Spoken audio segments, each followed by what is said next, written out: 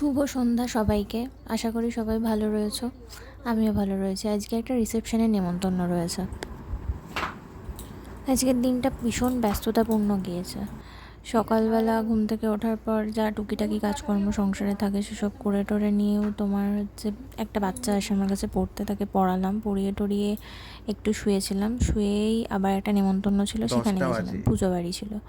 তারপর আবার একটা রিসেপশনের নেমন্তন্ন ছিল, এসেই আবার রেডি হতে শুরু করেছিলাম। কি করবো বলো, কথা বলো। এখন আকাশ নিজে শুয়েছিল, ঠিক আছে? এখন মানে তড়িতের বেগ উঠেছে শরীরে, 10টা বেজে গেছে। যদি বিয়ে বাড়ি থেকে খেতে না দেয়, যার বউ ভাত সে যদি ফুলসজ্জায় চলে যায়, সেই সব চিন্তা ওর মাথায় আসছে। মোটেও এরম না। তাই তো বললো এক্ষুনি।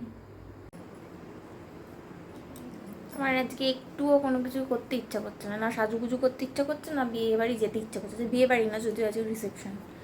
আর এইটা দুপুর থেকে ঘুমিয়েছে, আর আমি 0.5 ঘন্টা শুয়েছি। ওঠো রেডি হও, ওঠো রেডি হও করে গেছে। আমাকে 0.5 ঘন্টাও ঘুমাতে দেয়নি। বাড়ির পাশেই বিয়ে বাড়ি ছিল, 1 মিনিটের কি 1.5 মিনিটের হাঁটা পথ।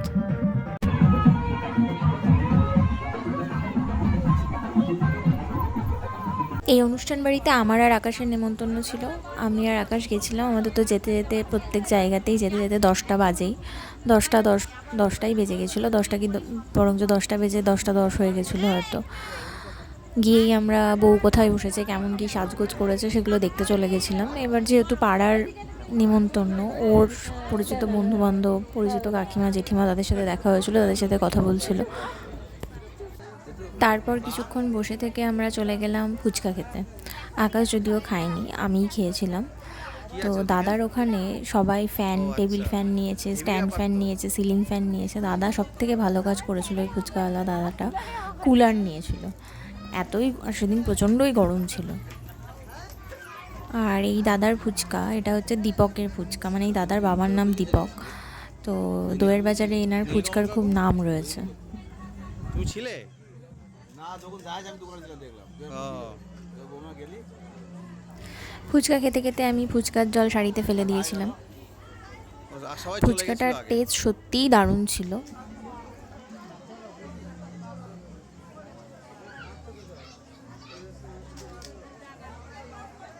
প্রত্যেকটা জায়গাতে গিয়ে মা, কাকিমা, বাবা, কাকু এরা সবাই খাওয়ার জায়গা ধরার কাজটা করে। এখানে যেহেতু আমার আর আকাশের নেমন্তন্ন ছিল, তো আমরা অ্যাজ ইউজুয়াল জায়গা পাইনি। তখনও জায়গা বলে এসে আমরা কিছুক্ষণ বসেছিলাম। তুমি বলো, বউ ভাতের ফিলিংসটা কেমন তোমার বিয়ের পর? কি লাগছে? ভয় লাগছে, ভালো লাগছে, কিছু তো একটা লাগছে। ভয় লাগছে না? একটু একটু ভয় তো লাগছে। নতুন বউদার ফিলিং শেয়ার তোমার করবে, বাড়ি খুব কোথায়? ভয় পাচ্ছে। আশেপাশে বাড়ির লোকজন রয়েছে, কে কী বলবে, কে কী ভাববে।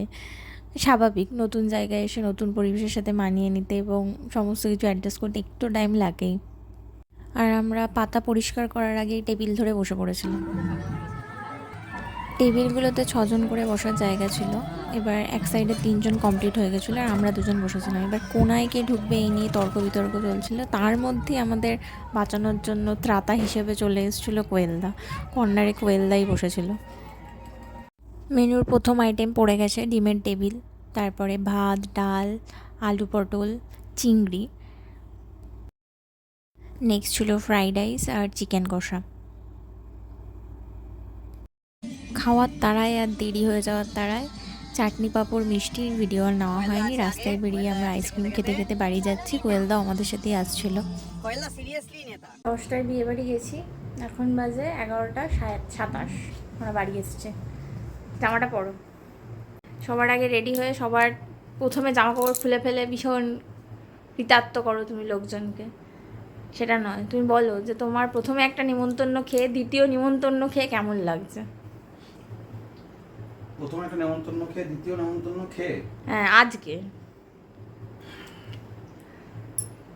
বিকালে খিচুড়ি খেয়েছিলাম প্রসাদে।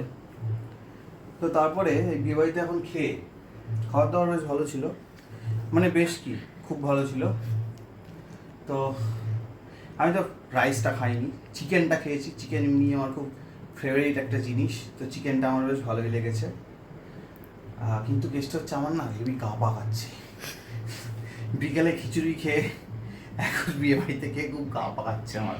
আইসক্রিমটা আর কতকত করে গিললো। হ্যাঁ আইসক্রিমটা খেয়েছি, বেশ ভালো লাগে আমার আইসক্রিম। আমি আর পাচ্ছি না। আজকের ভিডিওটা এখানেই শেষ হচ্ছে। বন্ধ করো, টাটা। shut down।